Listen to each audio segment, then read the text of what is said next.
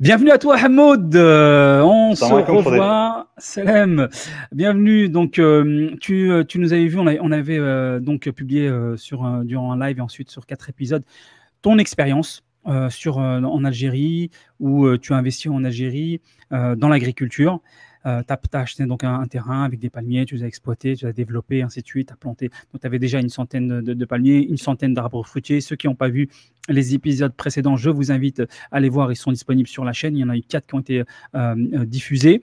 Ok, on a parlé d'agriculture, on a parlé de construction, parce qu'ensuite, sur ce même terrain, tu as construit ensuite eh bien une résidence, une maison, 100 mètres carrés environ, ok. Et on a parlé même de la vie pratique, du coût de la vie, du lifestyle en Algérie. Et puis, suite à ces 4 premiers épisodes qu'on a diffusés, on a eu voilà, pas mal de demandes, pas mal de questions qui ont été posées, notamment en commentaire. Et notamment, il y a un point qui est très souvent revenu, et j'aurais voulu un petit peu avoir voilà, tes lumières sur ce sujet, c'est concernant en fait des blocages de construction ou parfois même des destructions administratives pour des personnes qui ont investi donc ça s'applique un petit peu, je pense, partout dans le Maghreb, mais là, en l'occurrence, comme on parlait d'Algérie, c'était en Algérie. Et donc, ils ont eu des blocages, hein, tout simplement, administratifs d'un point de vue donc, de la mairie sur leurs travaux et voire même des destructions. Est-ce que tu peux nous en parler, nous dire un petit peu plus de détails sur ce point-là qui visiblement inquiète pas mal de personnes qui nous suivent, de la communauté, et comment faire pour éviter d'être dans cette situation? Ouais, salam alaikum, Fadel. Écoute, en fait, ce qui est par rapport à ce sujet-là, c'est un sujet très important, extrêmement important, parce que c'est une crainte. Donc, quand on investit, il faut maîtriser son environnement, comme on en avait déjà discuté au préalable. Et un des points sur lesquels je me permets un tout petit peu de faire un petit préambule quand même pour que ce soit très important, c'est ce que je transmets là, ça reste mon témoignage de mon vécu Mhm. dans un endroit déterminé, dans un espace déterminé, à un moment déterminé. Mhm. Et donc c'est très important parce que la réalité, moi je pense qu'il n'existe même pas d'ailleurs de vérité globale. Il y a une réalité qui est complexe et qui est spécifique selon les périodes et selon les endroits, et chacun donne son témoignage qui peut permettre d'être une source d'inspiration. D'ailleurs, un témoignage qui peut être l'objet d'une réussite, et c'est très intéressant de savoir comment ça s'est passé, quelles ont été les clés qui nous ont permis de réussir. Mais c'est très intéressant aussi de connaître aussi les témoignages qui ont fait l'objet d'échecs, parce que ça permet d'avoir la possibilité d'analyser et de remettre en question les causes de cet échec, qui ne sont pas forcément que les autres. Ça peut être aussi des causes qui peuvent venir en interne. Donc, dans tous les cas de figure. En gros, ce que Euh, tu veux dire, c'est qu'il ne faut pas généraliser son expérience. En gros, toi, Complètement. tu dis, moi, j'ai mon expérience, elle a réussi, alhamdoulilah, mais ça ne veut pas dire que tout le monde réussit. Et en même temps, celui qui a échoué, ici, il a eu des échecs, c'est que ça ne signifie pas forcément que tout le monde va échouer. Il faut simplement, que ce soit dans le positif ou le négatif, comprendre finalement les raisons et comprendre les raisons de la réussite ou de l'échec pour pouvoir avancer, pour pouvoir en faire profiter à tout le monde. Exactement. Et toi, est-ce que tu peux nous donner justement les ingrédients qui ont fait que ça a pu marcher finalement? Bah, c'est Qu'est-ce qu'il faut mettre en place? Enfin, voilà. c'est exactement ce que tu as dit, c'est-à-dire que même une réussite ne peut pas être généralisée ou un échec ne peut pas être généralisé. Pas à partir d'une réussite, dire ouais, partout ça se passe bien, avec tout le monde, tout est génial. Quand on a un échec, on ne peut pas dire ça se passe mal avec tout le monde, c'est pas terrible. Non, dans tous les cas de figure, ce qu'on doit comprendre, c'est que on doit se servir, on doit comprendre l'environnement dans lequel on travaille, et pour ça, le témoignage est fondamental, des échecs comme des réussites. Et on doit se baser sur cela, on doit les analyser. Et j'ai envie de te dire, c'est fondamental parce que, notamment dans le cadre des échecs, prenons le cas de l'analyse d'un témoignage que j'ai fait moi personnellement. Moi, avant de me lancer, c'est comme ça que c'est la raison pour laquelle moi je fais un peu le relais aussi. C'est-à-dire que moi, Mhm. on m'a transmis et puis maintenant, je transmets. Et, euh, et par exemple, j'avais eu un témoignage d'une personne qui m'avait raconté son expérience qui s'était très mal passée.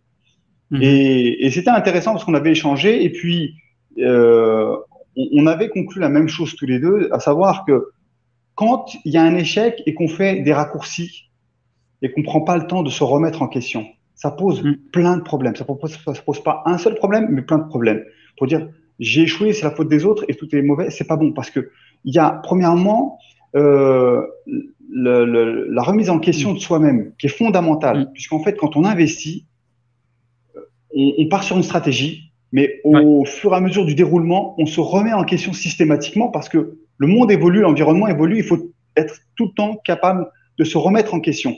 Donc, la notion de la remise en question, de savoir qu'est-ce que j'ai fait de pas bon dans mon échec, elle est fondamentale dans la réussite d'un projet. Donc, quand on n'a pas ça, c'est même pas la peine d'investir à la limite. Donc, la remise en question de soi-même et de ses erreurs, c'est fondamental. Il y a d'autres. Ouais, il y a d'autres. C'est important parce que, excuse-moi de t'interrompre, mais je t'en prie, important parce que fondamentalement, à un moment, on n'aime pas toujours être responsable de nos propres décisions et de vouloir à chaque fois porter la responsabilité sur les autres. Quand là, pour le coup, quand on parle d'investir au bled ou dans n'importe quel projet, on est rarement les premiers à avoir pris cette décision. On est rarement les premiers à avoir à avoir ce projet-là. Donc, ça veut dire qu'il y a de l'expérience qui existe. Il y a des personnes qui ont réalisé, qui ont échoué, qui ont réussi, ainsi de suite. Et il faut fondamentalement prendre le temps d'analyser tout ça, de comprendre et pas de se jeter comme ça à la première personne qui nous fait qui nous donne des bonnes paroles et simplement soit faire confiance ou autre, ou soit être attiré parce qu'il y a un prix qui est pas cher aussi, parce que ça aussi c'est un grand classique.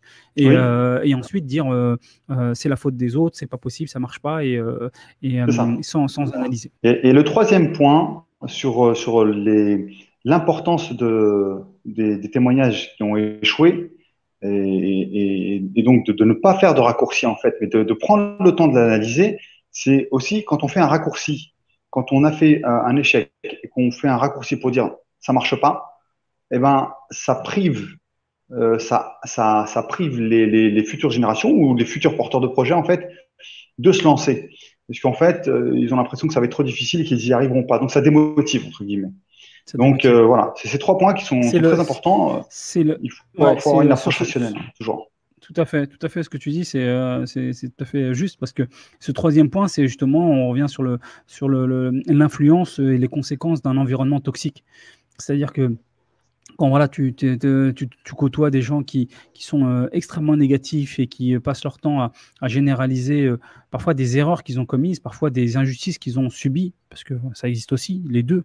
Hein, effectivement, on peut commettre des erreurs, mais effectivement aussi, on peut être complètement victime d'injustices et ainsi de suite, et parfois c'est un peu des deux.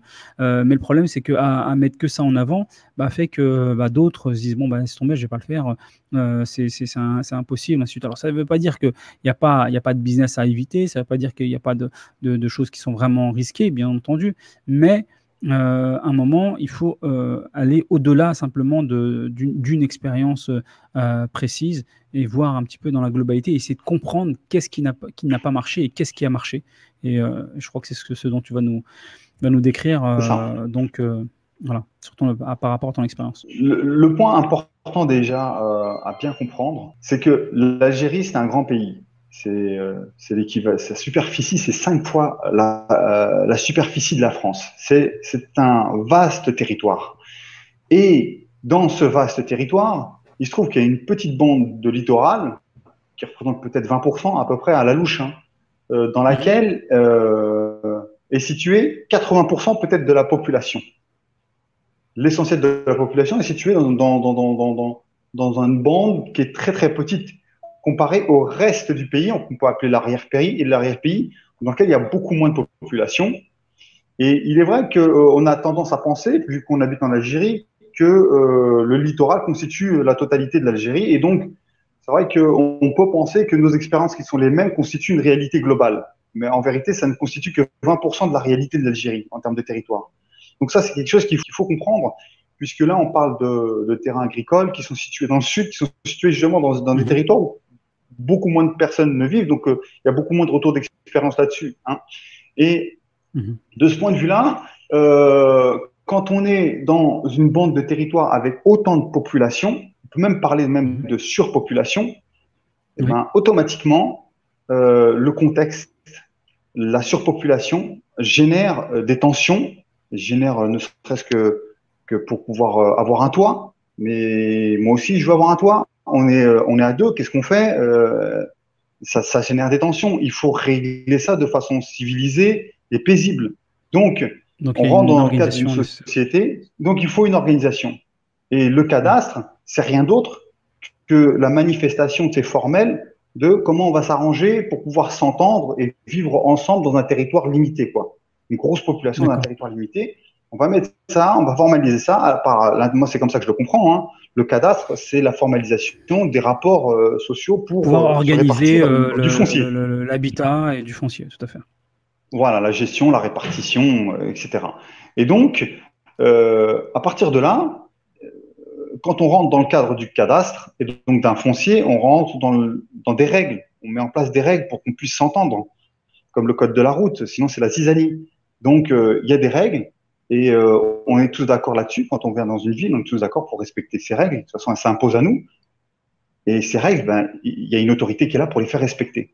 Donc, on ne peut pas construire quand on veut, puisqu'il faut déposer un dossier, il y a un délai de commission, de traitement. On ne peut pas construire où on veut, parce qu'il y a des zones constructives, il y a des zones qui ne sont pas constructives. On ne peut pas construire comme on veut.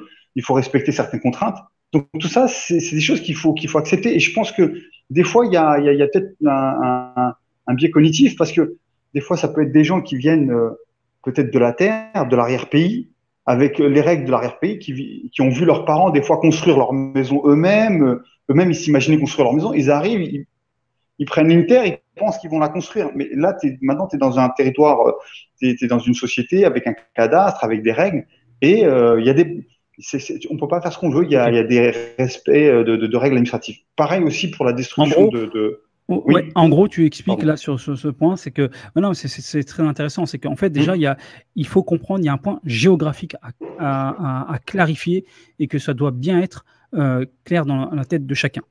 C'est qu'il y a deux zones, pour faire simple. Par exemple, au Bled, donc là, on parle encore une fois de l'Algérie, mais ça doit facilement, je pense, s'extrapoler dans le reste du Maghreb, au Maroc et en Tunisie. Tu as hum, donc la zone du littoral, donc des grandes villes qui sont très peuplées, voire surpeuplées. Et là, il y a un ouais. fonctionnement basé sur du cadastre qui est équivalent à ce que l'on a en Europe, qui a pour objectif d'organiser donc l'achat, les titres de propriété, les cessions, les reventes, les superficies, ainsi de suite, blablabla. Okay, le cadastre qu'on peut à peu près connaître en Europe. Et ensuite, tu dis, il y a l'arrière-pays, donc le reste du pays, de l'Algérie, donc c'est qu'il soit quand même 80% ou plus de la superficie totale, parce qu'il faut savoir que, bon, par exemple, en l'occurrence, en Algérie, la majorité des terres, c'est du désert. Hein, et donc, du coup, tout le reste, c'est un autre fonctionnement. On n'est pas dans du cadastre, on est dans des droits d'usage. C'est bien ça. Hein. Donc, il y a deux C'est ça, c'est fonctionnements qu'il faut exactement ça. bien clarifier. Et quand certains expliquent, quand par exemple, tu es en train de parler, toi, de ton expérience sur l'arrière-pays, puisque l'agriculture peut se faire dans l'arrière-pays, et que d'autres personnes te disent non, c'est pas vrai, c'est compliqué, et ainsi de suite, mais qui te parlent du littoral, on ne parle pas de la même chose déjà. Déjà, on n'est pas C'est dans le, exactement ça. on n'est pas sur le même, sur la même longueur d'onde, autrement dit. Donc déjà, de quoi parle-t-on? Ok, bien comprendre qu'il y a deux zones différentes. Ok, et quand ce qui s'applique à l'une ne s'applique pas à l'autre, et vice versa. Et est-ce que tu sais pourquoi, quelle est la raison du fait qu'il y ait deux fonctionnements, on va dire, parallèles? En fait, il n'y a pas vraiment deux fonctions. Enfin, c'est-à-dire qu'en fait, Ouais, historiquement, on a des terres en Algérie, je pense dans tout le Maghreb, c'était comme ça, qui étaient, on a reparlé de cette notion de terre qui appartient à Dieu et puis l'homme en étant les oui, usagers. C'est-à-dire que il n'y avait pas une surpopulation.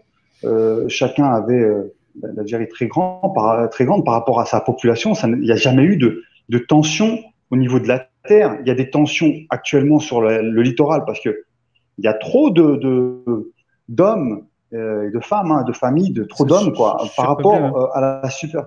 c'est surpeuplé. Mais quand tu es dans un endroit, par exemple, nous dans le sud, il y a des endroits, mais c'est vaste. Il y en a assez pour tout le monde, en fait. Il y en a vraiment assez pour tout le monde. Donc, il n'y a pas de tension et il n'y a pas eu le besoin pour les hommes de mettre en place des règles, à part des usages liés aux coutumes, à la culture, etc., aux tribus, aux familles. Mais ça se fait de façon tout à fait décomplexée. Hein. À la limite, il peut y avoir des tensions vis-à-vis de l'eau. À l'époque, il y avait des tensions vis-à-vis de l'eau, donc là, on met en place des règles, etc. Donc, c'est dans le cadre d'une activité moderne et de surpopulation et d'industrialisation que là, on a mis en place ce deuxième système qui a tendance même à s'étendre via la notion de propriété privée, qui a tendance à s'étendre sur l'arrière-pays. Mais la base, c'est notre usage, et est venu après se mettre en place la notion de cadastre. Effectivement, maintenant, on a deux systèmes qui coexistent. Ok, donc géographiquement, on l'a compris. Il y a la zone rurale, la zone urbaine. La zone urbaine, c'est le littoral, là où c'est surpeuplé. Là, il y a un cadastre. Ouais. La zone rurale, c'est plus le droit d'usage. Ça, c'est le point géographique, comme tu viens de le dire, et le point en fait historique qui fait qu'on est arrivé à ce double, entre guillemets, double système, c'est tout simplement parce qu'en fait, dans le littoral, la zone urbaine, comme c'était surpeuplé, il fallait forcément organiser, donc on a utilisé le cadastre, alors qu'à l'inverse, dans la zone rurale, c'était sous-peuplé, on a presque envie de dire, c'est-à-dire qu'il y avait beaucoup moins de monde. Clairement, donc, du coup, il n'y avait plus, voilà, il y avait plus une problématique de tu as débordé, ainsi de suite, mais plus une problématique que j'imagine, hein, le truc, c'est que les gens ils devaient dire ça c'est à moi, ça c'est à moi, ça c'est mon terrain, ça c'est mon terrain, et les gens ils construisaient pas, ou ils plantaient pas, ou ils étaient pas actifs, et ils passaient juste peut-être éventuellement leur temps à se battre, à dire ça c'est à moi. Et donc là ils ont dit bon attends, maintenant c'est celui qui se bouge, qui l'utilise et qui fait quelque chose. Et donc c'est pour ça que on a, j'imagine historiquement peut-être, hein, des spécialistes nous donneront plus de détails, mais ça peut se tenir quoi, ça peut être cohérent. Et donc concrètement, comment on doit s'y prendre en zone rurale, comment on doit s'y prendre en zone urbaine? Concernant la destruction de maisons, donc là, on est vraiment lié à une problématique de cadastre, à savoir que quand on est dans l'urbain, il y a des règles à respecter, donc on doit faire une autorisation. Quand on n'a pas ces autorisations, on va au-devant de problèmes. Notamment, ça peut aller jusqu'à la destruction de maisons, mais ça, c'est lié en fait à la réglementation qui a été mise en place dans les sociétés très urbanisées. J'ai envie d'ajouter un point quand même. Au sujet des blocages administratifs et des problématiques, elles existent. C'est clair que dans la zone urbaine, elles existent.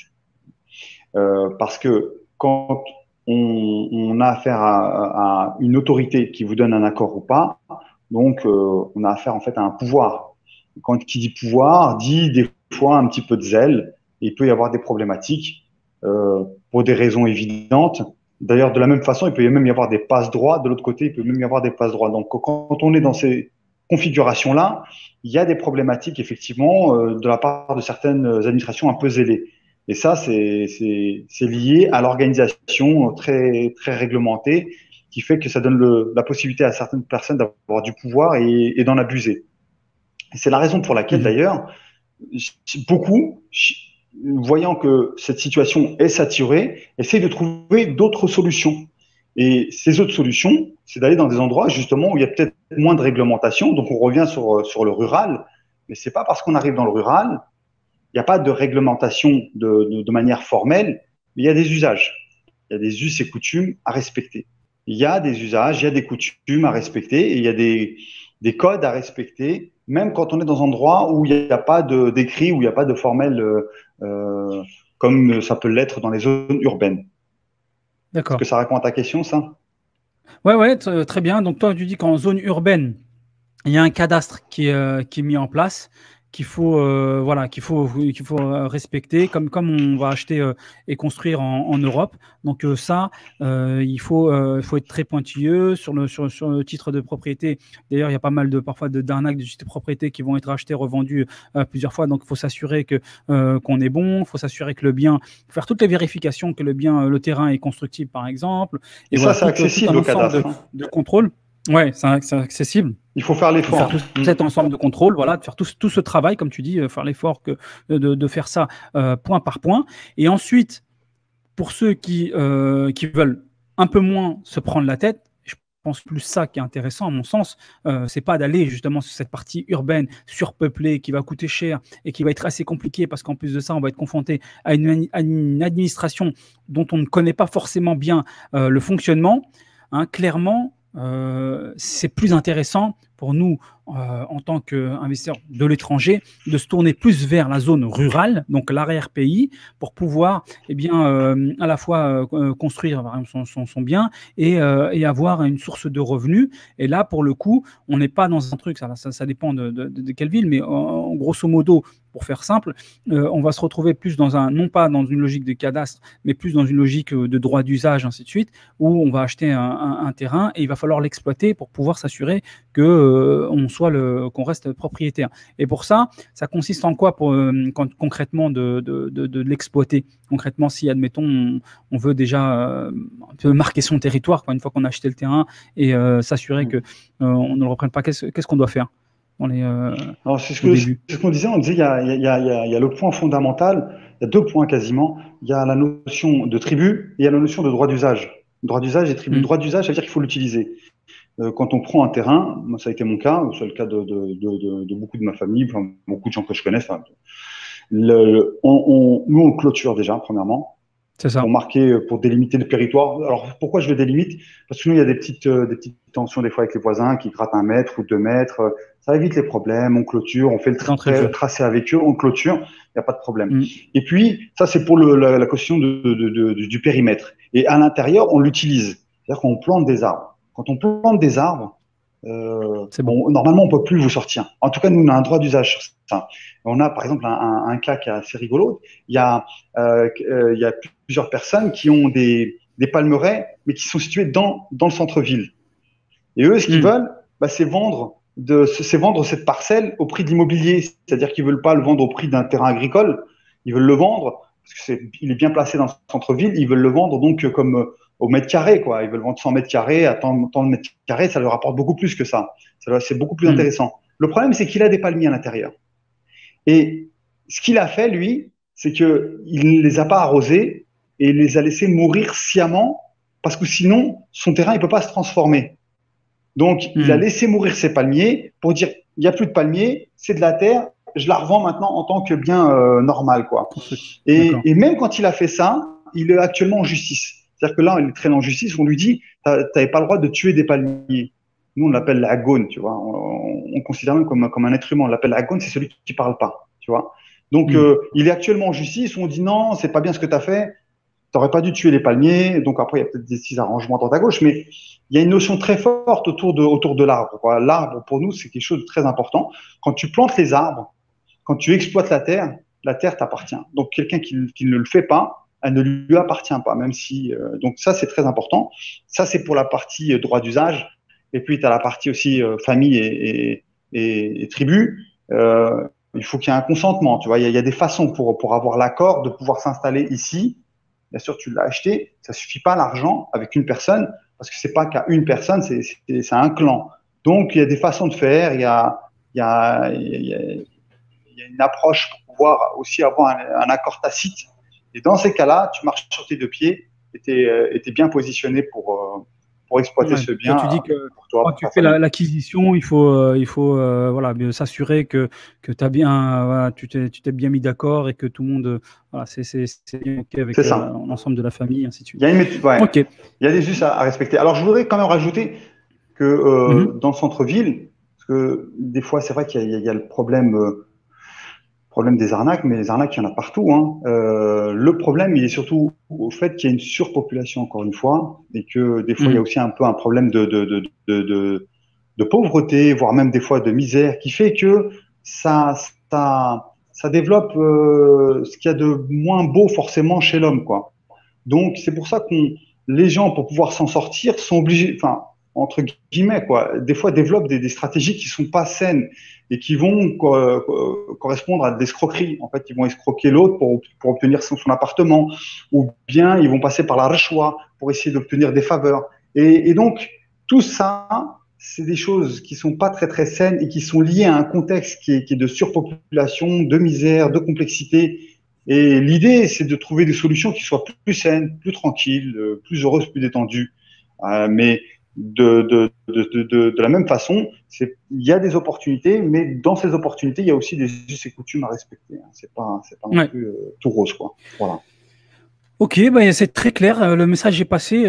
Merci pour la réponse à cette question qui revenait très très souvent et qui est bien entendu une grande problématique et voilà un point qui est tout à fait légitime et compréhensible que ça préoccupe pas mal de gens parce qu'il y a eu pas mal de mauvaises expériences et ces expériences mauvaises ont tendance parfois à vouloir généraliser. En réalité, il y a surtout de bonnes pratiques, on va dire, et de mauvaises et comprendre le système. Moi, ce qu'il en ressort, là, Hamoud, de ce que tu dis, c'est que moi, là, je trouve qu'il y a une stratégie assez simple. C'est que tu évites de construire dans le littoral ou dans les grandes villes, parce que c'est surpeuplé, parce que ça va coûter cher, parce que ça va être compliqué, parce qu'il peut y avoir beaucoup de problématiques, éventuellement d'arnaques, de problématiques au niveau administratif, ainsi de suite. Il faut éviter de construire tout simplement dans les zones urbaines. Il faut plutôt s'intéresser à construire dans les zones rurales, donc l'arrière-pays. Encore une fois, ça va coûter beaucoup moins cher et il y a tous les différents avantages. On va pouvoir dégager une source de revenus, ainsi de suite. Et celui qui dit oui, mais moi j'ai envie d'habiter dans les grandes villes du littoral, très bien, mais tu n'es pas obligé de construire. Pourquoi tu viens de l'étranger, tu veux investir en tant qu'étranger, tu n'es pas sur place au bled, tu veux vouloir te confronter, tu ne connais pas tout le fonctionnement de l'administration et tu veux encore te rajouter des problématiques, tout ça parce que éventuellement tu vas économiser. Non, si tu veux absolument habiter dans les grandes villes ou dans la zone urbaine, comme on l'a dit, c'est-à-dire le littoral, bah, c'est peut-être plus intéressant d'acheter, si tu ne veux pas louer, bah, d'acheter déjà fait, et à terminer éventuellement, et ensuite te concentrer à dégager une source de revenus dans la partie rurale, tout simplement. Je pense que c'est ça, a priori. Bon, en tout cas, moi, c'est comme ça que je vois la chose. C'est qu'à terme, bien sûr que moi, si j'achète dans le Nord, il faut que ce soit cadastré, il faut qu'il y ait un foncier. Mais ce sera certainement un appartement pour être bien situé au milieu de toutes les activités, de toutes les commodités que j'attends d'une grande ville, quoi. Mais je ne rentrerai pas dans l'interrelation avec l'administration, avec les hommes, avec tout le monde. On revient toujours, de toute façon, on est dans une situation de contexte. Dans le business, tu as la bonne stratégie ou tu as la mauvaise. À partir du moment où tu as la mauvaise stratégie, tu peux faire ce que tu veux, tu vas galérer. Ça va peut-être marcher au final ou pas, hein, mais tu vas galérer, c'est sûr. Soit ça ne marchera pas, soit tu vas galérer. Et quand tu as la bonne stratégie, bah voilà, c'est comme ça que tu t'enrichis, c'est comme ça que tu avances dans la vie, ainsi de suite. Donc c'est pour ça que c'est très important. Dans tous les business où je donne pas mal de conseils ou parfois même je coach, d'avoir les bonnes stratégies et ça change tout. Hamoud, merci beaucoup pour ton témoignage. Merci vraiment infiniment pour ces éclaircissements. Je pense que ça servira à énormément de monde. Et je te dis à bientôt pour un nouvel épisode. À bientôt. Salam alaikum. Merci. Salam. Ciao.